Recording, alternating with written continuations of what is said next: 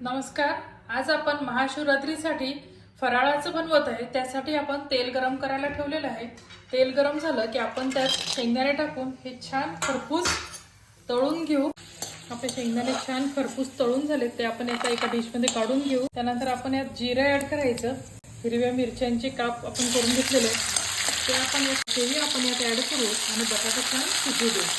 आपला बटाटा आता छान फ्राय झालाय. आपण असा साबुदाणा 5 तास असं भिजवून घेतलेला आहे. त्यात आपण दाण्याचा कूट ऍड करायचा. डायरेक्ट जर साबुदाणा कढईत टाकला तर तो चिकट होतो. त्यात आता आपण हा साबुदाणा आणि शेंगदाण्याचा जो कूट टाकलाय तो आपण ऍड करून घेऊ. त्यात आपण चवीनुसार मीठ ऍड करायचं.